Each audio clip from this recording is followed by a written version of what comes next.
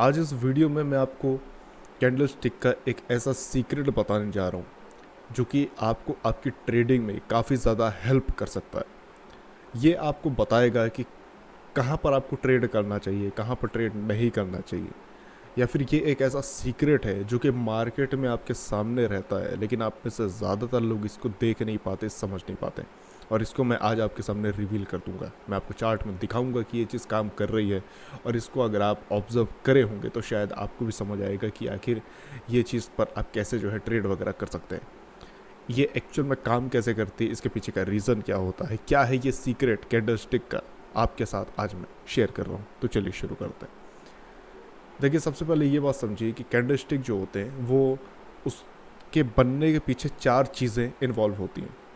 सबसे पहला रहता है ओपन, हाई, लो, क्लोज। ये 4 चीज़ें हो करके एक कैंडल स्टिक बनती है।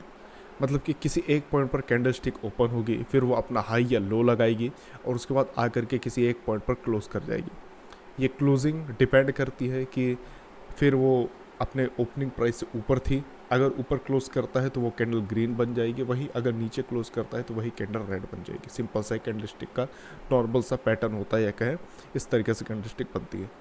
लेकिन जब आप इसको और बाकी कैंडल स्टिक के साथ कंबाइन करते हैं और चीज़ों को देखने समझने की कोशिश करते हैं तो आपको कुछ यूनिक चीज़ें दिखती हैं या कहीं समझ में आती हैं। और वो क्या है, चलिए मैं आपको बताता हूँ।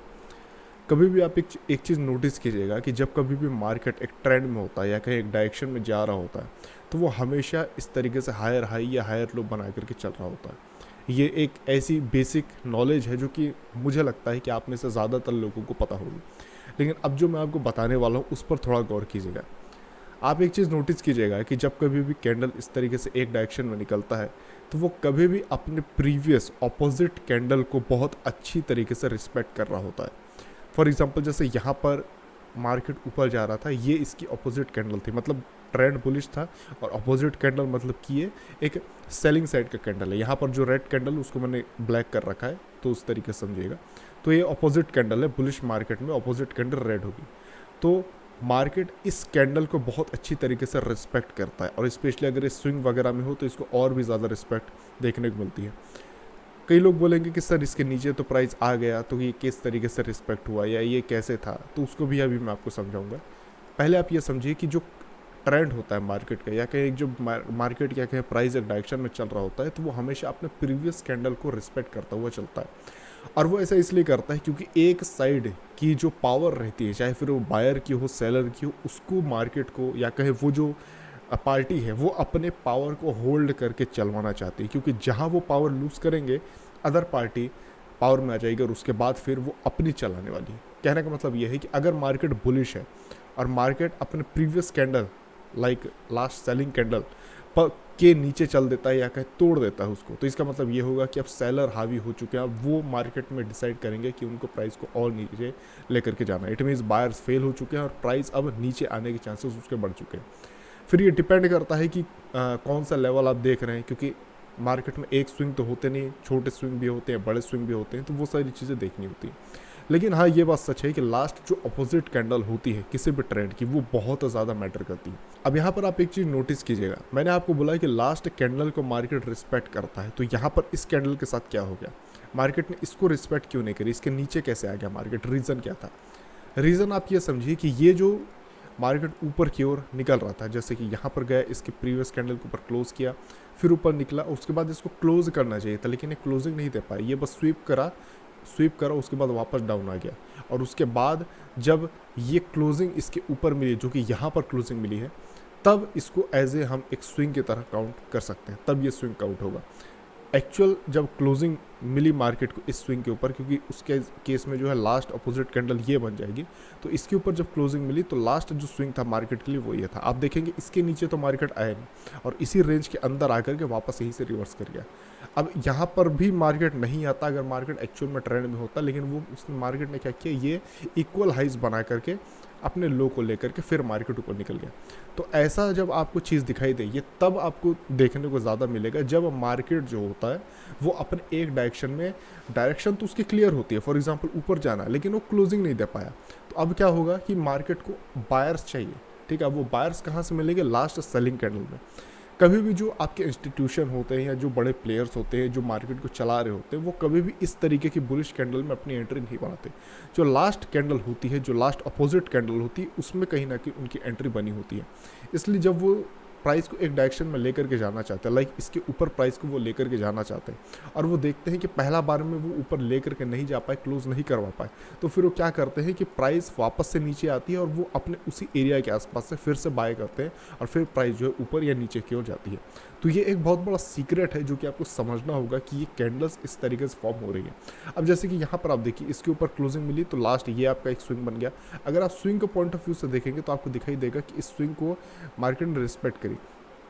अब देखिए ये स्विंग किस हद तक मार्केट ने रिस्पेक्ट करी है। आप यहाँ पर देखिए, इस स्विंग को इतना रिस्पेक्ट किया मार्केट ने कि अभी तक से इसके नीचे आ ही नहीं पाए। जैसे ही इसके नीचे आने की मार्केट ने ट्राई भी करी, मार्केट किस तरीके से रिवर्स किया है। तो यहाँ पर से आपको क्या समझ आ रहा है कि जो चीज़ मैं बोल रहा हूँ कि लास्ट अपोजिट कैंडल जो मार्केट की होती है, वो मार्केट बहुत अच्छी तरीके से उसको रिस्पेक्ट करता है। मार्केट उसको बहुत ही, आप बोल सकते हैं कि इफ़ेक्टिव तरीके से टेस्ट भी करता है, बहुत इफेक्टिव तरीके से उस पर ट्रेड भी करता है। तो ये वो एरियाज़ होते हैं जिनको आपको समझना होता है। ये एरिया हमने कैसे निकाला, ये हमको कैसे पता चला, ये हमको यही पता चल गया था।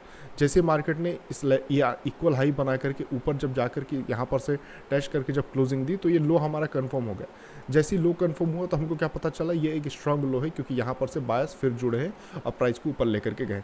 उसी तरीके से आप देखेंगे जब मार्केट फिर नीचे आकर के नीचे आता है, तो उसके बाद मार्केट इसी लेवल के आसपास से इस एरिया को स्वीप कर देता है, इस एरिया को फिर से स्वीप करके फिर ऊपर निकल जाता है।